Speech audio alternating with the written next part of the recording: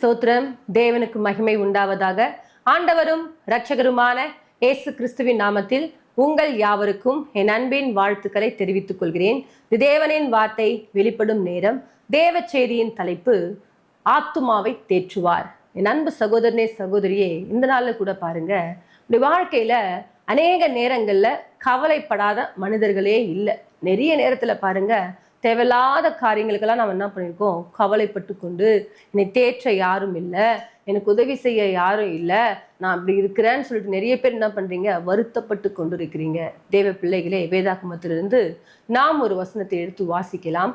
சங்கீதங்களின் புஸ்தகம் 94ஆம் அதிகாரம் 19ஆம் வசனத்தை நாம் வாசிக்கும் பொழுது, என் உள்ளத்தில் விசாரங்கள் பெருகுகையில் உம்முடைய ஆறுதல்கள் என் ஆத்துமாவை தேற்றுகிறது. ஹல்லேலூயா. இப்போ பாருங்க, தாவீது தன்னுடைய வாழ்க்கையில அவருடைய உள்ளத்துல விசாரம் என்று சொன்னால் என்னன்னா, நிறைய நேரத்துல பாருங்க, கவலைகள், பாரங்கள், துக்கங்கள், நாளைக்கு என்ன செய்ய போறேன்னு தெரியலையே, நாளைக்கு என்ன பண்ண போறேன்னு தெரியல, எதிர்காலத்தை குறித்த பயங்கள், இப்படிப்பட்ட நம்மை நாமே தேவையில்லாத காரியங்களை யோசித்து கொண்டு நம்மை நாமே பாரப்படுத்தி கொள்வதுதான் விசாரம்.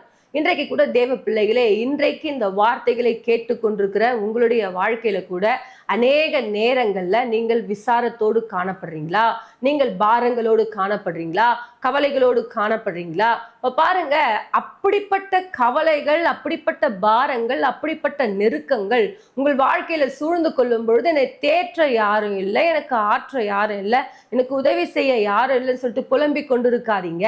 தாவீது பாருங்க, தன்னுடைய வாழ்க்கையில இப்படிப்பட்ட பிரச்சனைகள் வரும் பொழுது, என் உள்ளத்தில் விசாரங்கள் பெருகுகையில் உம்முடைய ஆறுதல் என் ஆத்துமாவை தேற்றுகிறது. ஹல்லேலூயா. அப்ப பாருங்க, தேவன் நமக்கு ஒரு ஆறுதல் செய்கிறவராய் இருக்கிறார். உங்க உள்ளத்துல காணப்படுற உங்க கவலைகளை போக்குகிறவராய், உங்களுடைய வாழ்க்கையில காணப்படுகிற பிரச்சனைகளை மாற்றக்கூடியவராய் தேவன் இருக்கிறார். அவர் உங்களை ஆத்துமாவை என்ன பண்ணுவாராம், தேற்றுவாராம். ஹல்லேலூயா. தேவ பிள்ளைகளே, இன்றைக்கு ஆத்துமாவுல யாரெல்லாம் பாரத்தோடு காணப்படுறீங்க, கவலைப்படாதீங்க, உங்களுக்கு ஒரு தெய்வம் இருக்கிறார். அவர் உங்களை ஆறுதல் படுத்துகிற தேவன். ஆகவேதான் சொல்றாரு, ஒருவனை அவன் தாய் தேற்றுவது போல நான் உங்களை தேற்றுவேன், நீங்கள் எருசலேமிலே தேற்றப்படுவீர்கள். ஹல்லேலூயா. இப்ப பாருங்க, ஆண்டவர் சொல்றாரு, ஒருவனை அவன் தாய் தேற்றுவது போல, ஒரு தாய் எப்படி தம் பிள்ளைய தேற்றுவாங்களோ அத போல தேவன் உங்களை தேற்றுவாராம். ஹல்லேலூயா. தேவ பிள்ளைகளே, உங்களை ஆத்துமாவை தேற்றக்கூடிய ஒரு தேவன் இருக்கிறார். ஆகவே உங்க உள்ளத்துல கவலைகள் பெருகும் பொழுது, பாரங்கள் பெருகும் பொழுது சோர்ந்து போய் நின்று கொண்டு இன்றைக்கு புலம்பிக் கொண்டு இருக்காதீங்க. உங்களுக்கு ஒரு தெய்வம் இருக்கிறார் என்பதை மறந்து விடாதீங்க. ஹல்லேலூயா. அவர் உங்களை ஆத்துமாவை தேற்றக்கூடியவராய் இருக்கிறார். ஹல்லேலூயா. வேதாகமத்திலிருந்து நாம் ஒரு வசனத்தை எடுத்து வாசிப்போம். ஆதியாகமம் புஸ்தகம் 37ஆம் அதிகாரத்துல 34ஆம் வசனத்தை நாம் வாசிக்கும் பொழுது, தன் வஸ்திரங்களை கிழித்து தன் அறையில் ரட்டு கட்டி கொண்டு அநேக நாள் தன் குமாரனுக்காக துக்கித்து கொண்டிருந்தான். ஹல்லேலூயா. இப்ப பாருங்க, அன்றைக்கு யாக்கோபு தன் நேசித்த ஒரு மகன் யாருன்னு சொன்னா யோசேப்பு. அவருக்கு 12 பிள்ளைகள். அதுல ஒரு பிள்ளை ரொம்ப, அதாவது ராகேல அவர் என்ன பண்றாரு, ரொம்ப நேசிச்சது நிமித்தமா 14 வருஷமா அந்த மகளுக்காக காத்திருந்து அந்த மகளை திருமணம் பண்ணி கொண்டு, அதன் பிறகு பாருங்க, ரொம்ப நாள் கழிச்சுதான் என்ன பண்றாரு, யோசேப்பு பிறக்கிறார். அப்படி பிறந்த யோசேப்ப யாக்கோபு ரொம்ப நேசித்தாரு. யாக்கோபு என்ன பண்றாருன்னா, யோசேப்புக்கு பல வர்ணமான அங்கியை தைத்து கொடுத்து அந்த மகனை அப்படி நேசித்த அந்த மகன் பாருங்க, அப்பா கூடவே இருப்பார், அப்பா சொல்ற பேச்செல்லாம் கேட்பார், அப்பாவுக்கு பிரியமா அப்படி வாழ்ந்துட்டு இருந்தாரு. ஆனால் அண்ணன்மார்கள் என்ன பண்றாங்க, இவர் மேல பொறாம கொண்டு என்ன பண்றாங்க, அவனை என்ன பண்றாங்க, அடிச்சு அவனை தூக்கி போட்டு என்ன பண்றாங்க, எகிப்துல விற்று போட்டுறாங்க. இது என்ன பண்றாங்க, அப்பா கிட்ட கொண்டு வந்து என்ன பண்றாங்க, அப்பா என்ன பண்ற, அந்த பலவர்ண அங்கேயே கொண்டு வந்து யோசேப் என்ன பண்ணுச்சு, துஷ்ட மிருகம் அடிச்சு போட்டுச்சு, அவன் செத்து போயிட்டான்னு சொல்ல மாத்திரத்துல பாருங்க, அவர் அநேக நாள் துக்கித்து கொண்டிருந்து, நான் நேசித்த பிள்ளை மறிச்சு போயிட்டானே, நான் நேசித்த பிள்ளை இன்னைக்கு என் கூட இல்லையே அப்படி என்று சொல்லி அநேக நாளா துக்கித்து கொண்டிருக்கிறார். ஹல்லேலூயா. இப்ப பாருங்க, இன்றைக்கு இப்படிப்பட்ட துக்கங்கள் நம்முடைய வாழ்க்கையில நிறைய நேரத்துல காணப்படும் பொழுது, இப்ப பாருங்க, யாக்கோபுடைய வாழ்க்கையில இப்படிப்பட்ட துக்கம், இப்படிப்பட்ட ஒரு கவலை, இப்படிப்பட்ட ஒரு பாரம், தன் மகனை இழந்துட்டோம் என்ற அந்த வேதனையில அநேக நாள் துக்கத்தோடு காணப்படுறார். ஒரு நாள் பாருங்க, அந்த மகனுடைய எல்லா துக்கத்துக்கும் தேவன் ஒரு முற்றுப்புள்ளியை வைக்கிறார். ஹல்லேலூயா. சகோதரர்கள் பாருங்க, ஒரு நாள் சொல்றாங்க, இந்த மாதிரி யோசேப்பு எகிப்துல ராஜாவாய் வீற்றிருக்கிறார். ஹல்லேலூயா. அவர் உங்களை அழைக்கிறாரு. ஹல்லேலூயா. அப்ப பாருங்க, அவர் போய் பார்க்குறாரு. யாக்கோபு யோசேப்பு உயிரோடு கூட இருக்கிறது பார்க்கும் பொழுது அவருக்குள்ளாக ஆனந்த மகிழ்ச்சி. ஹல்லேலூயா. அந்த துக்கமெல்லாம் நீங்கி அவருக்கு ஒரு ஆறுதலை தேவன் தந்தார். என் அன்பு சகோதரனே, சகோதரியே, இன்றைக்கு உங்களுடைய வாழ்க்கையில கூட என்ன விதமான துக்கங்கள், என்ன விதமான பாரங்கள், என்ன விதமான கவலைகள் எதெல்லாம் இருக்கோ, உங்க உள்ளத்துல விசாரம் பெருகும் பொழுது அவருடைய ஆறுதல் உங்கள் ஆத்துமாவை என்ன பண்ணுமாம்? தேற்றும். ஹல்லேலூயா. அன்றைக்கு யாக்கோபை தேற்றின தேவன் இன்றைக்கு உங்களையும் தேற்ற அவர் வல்லமையுள்ளவராய் இருக்கிறார். என் அன்பு சகோதரனே, சகோதரியே, உங்களுக்காக தேற்றக்கூடிய ஒரு தெய்வம், உங்கள் ஆத்துமாவை பலப்படுத்தக்கூடிய தேவன் உங்கள் அருகாமையில இருக்கிறார். ஹல்லேலூயா. ஆகவே நீங்கள் எதை பற்றி என்ன பண்ணாதீங்க? கவலைப்பட்டு கொண்டிருக்காதீங்க, புலம்பிக் கொண்டிருக்காதீங்க. எனக்கு உதவி செய்ய யாரும் இல்லை, என் பாரத்தை போக்க யாரும் இல்லை, என்னை தேற்றுவதற்கு யாரும் சொல்லிட்டு புலம்பிக் கொண்டிருக்காதீங்க. உங்களுக்கு ஒரு தகப்பன் இருக்கிறார். அவர் உங்களை ஒருபோதும் வெறுமையாய் விடுகிற தேவன் அல்ல. என் அன்பு சகோதரனே, சகோதரியே, நான் திக்கற்ற மகளாய் இருக்கிறேன், நான் திக்கற்ற மகனாய் இருக்கிறேன், நான் உதவியற்று காணப்படுறேன்னு சொல்லிட்டு நீங்கள் வேதனைப்பட்டு கொண்டிருக்காதீங்க. இந்த ஆத்துமாவில வேதனைப்பட்டு கொண்டிருந்து தேவனை துக்கப்படுத்தி கொண்டிருக்காதீங்க. தேவன் உங்களை ஆசீர்வதிக்கிற தேவனா இருக்கிறார். ஹல்லேலூயா. அது மாத்திரமல்ல, யாக்கோபுக்கு ஒரு ஆறுதல் செய்த தேவன் ஒரு நாள் பாருங்க, நாயின் என்ற ஊர்ல ஒரு விதவை ஒருத்தவங்க இருக்கிறாங்க. கணவன் மரிச்சு போயிட்டாரு. நெக்ஸ்ட் என்ன ஆயிடுச்சு? பிள்ளையோ என்ன பண்ணிட்டான்? மரிச்சு போயிட்டான். இப்போ நெக்ஸ்ட் அவங்களுக்கு வாழ்வதற்கு எந்த வழியும் இல்லை. ஐயோ, நான் நேசித்த பிள்ளை மரிச்சு போயிட்டானே, இனி என் வாழ்க்கை அவ்வளவுதானான்னு சொல்லிட்டு இருந்த இடத்துல எத்தனையோ பேர் அவங்களுக்கு ஆறுதல் சொன்னாங்க. அந்த ஆறுதலால அவங்க தேற்றப்படல. ஆண்டவர் வந்தாரு, ஆடையை தொட்டாரு, வாலிபனை எழுந்துருன்னு சொன்னாரு. அந்த வாலிபன் எழுந்தான். அந்த துக்கத்தோடு இருந்த மகளுக்கு தேவன் ஒரு ஆறுதலை படுத்தினார். ஹல்லேலூயா. தேவ பிள்ளைகளே, இன்றைக்கு கூட பாருங்க, நம்மை அறிந்த ஒரு தேவன், யார் உங்களை அறியாமல் இருந்தாலும் உங்களை அறிகிற ஒரு தேவன் இருக்கிறார். அந்த தெய்வம் உங்களை ஒருபோதும் வெறுமையாய் விடுகிற தேவன் அல்ல. நீங்க துக்கத்திலேயே இருங்க, நீங்க விசாரத்தோடவே இருங்க, நீங்க கவலைப்பட்டு கொண்டே இருங்கன்னு சொல்லிட்டு விட்டுட்டு போகிற தேவன் அல்ல. நீங்க எந்த காரியத்துல நீங்க கலக்கத்தோடு இருக்கிறீங்க, எந்த காரியத்துல நீங்க துக்கத்தோடு பாரத்தோடு இருக்கிறீங்க, அந்த பாரத்தை நீக்கி உங்களுக்கு ஆறுதல் செய்கிற தேவன் தான் நாம் ஆராதிக்கிற நம்முடைய ஆண்டவராகிய இயேசு கிறிஸ்து. என் அன்பு சகோதரனே, சகோதரியே, இன்றைக்கு எந்த விசாரத்தோடு நீங்கள் இருந்தாலும் உங்களுக்கு ஆறுதல் செய்கிற தேவன், ஹல்லேலூயா, உங்க கூட இருக்கிறார். இந்த ஆத்துமாவை தேற்ற யாரால முடியாதுங்க. ஆனால் ஆண்டவரால் மாத்திரம்தான் இந்த ஆத்துமாவை தேற்ற முடியும். ஹல்லேலூயா. இந்த ஆத்துமாவை தேற்றுவதற்கு ஒரே வழி எது தெரியுமா? தேவ சமூகம் தான். அவருடைய சமூகத்துல போய் முழங்கால் படியிட்டு ஆண்டவர் நோக்கி பார்த்து கொண்டு, ஆண்டவரே, நான் இப்படிப்பட்ட பாரத்தோடு இருக்கிறேன், இப்படிப்பட்ட வேதனையோடு இருக்கிறேன், இப்படிப்பட்ட மன கிளேசத்தோடு கூட இருக்கிறேன். அன்றைக்கு பாருங்க, அன்னாளுக்கு மிகப்பெரிய ஒரு துக்கம். எல்லாரும் என்ன மலடின்னு சொல்றாங்க, நான் அவமானத்தோடு வாழுறேன், நான் நிந்தையோடு வாழுறேன், என் துக்கம் என்னைக்கு மாறும்னு சொல்லிட்டு என்ன பண்றாங்க? ஆலயத்துக்குள்ள போய் தேவனிடத்துல தன்னுடைய இருதயத்தை எல்லாம் ஊற்றி தேவ சமூகத்துல அப்படியாய் தேவனை நோக்கி மன்றாடினாங்க. அவருடைய கவலையை கர்த்தர் மாற்றினார். ஹல்லேலூயா. இன்றைக்கு கூட தேவ பிள்ளைகளே, உங்களுக்கு என்ன விதமான துக்கங்கள், என்ன விதமான பாரங்கள், கவலைகள் எதுவாக இருந்தாலும் நீங்கள் தேவனை நோக்கி பார்க்கக்கூடியவர்களா இருக்க வேண்டும். யாக்கோபுடைய துக்கம் எப்ப தெரியுமா மாறியது? யாக்கோபு தேவனை மாத்திரம் நோக்கி பார்த்து கொண்டிருந்தார். ஹல்லேலூயா. நாயனூர் விதவை என்ன பண்ணாங்க? தேவனை நோக்கி பார்த்தாங்க. அவர்களுக்கு கர்த்தர் அற்புதத்தை செய்தார். இன்றைக்கு உங்களுக்கும் கர்த்தர் அற்புதத்தை செய்ய அவர் வல்லமையுள்ளவராய் இருக்கிறார். ஹல்லேலூயா.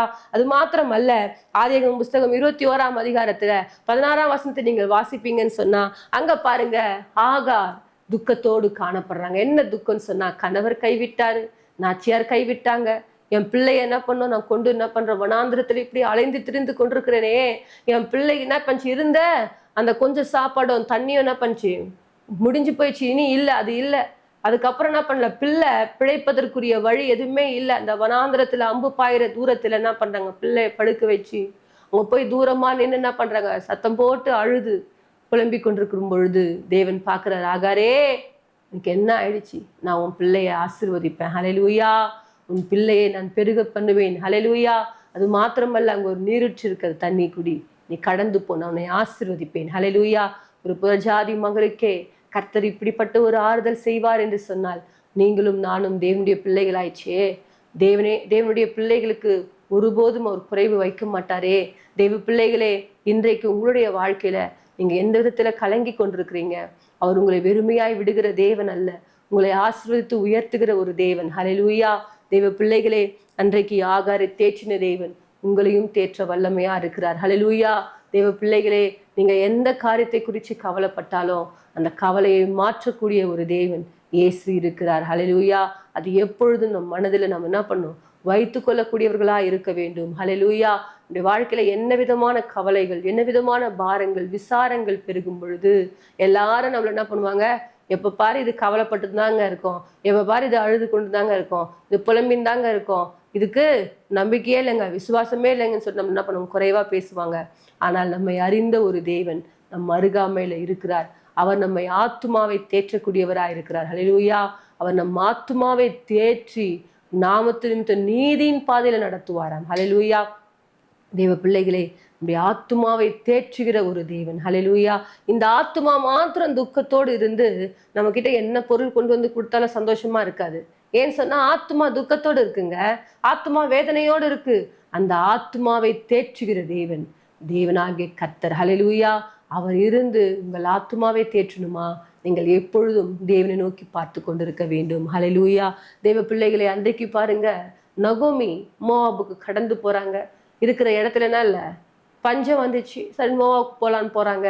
அங்க கணவனை இழந்துட்டாங்க, 2 பிள்ளைகளை இழந்துட்டாங்க, ஒரு மருமகள் கடந்து போயிட்டாங்க, ஒரு மருமகள் தான் இருக்கிறாங்க.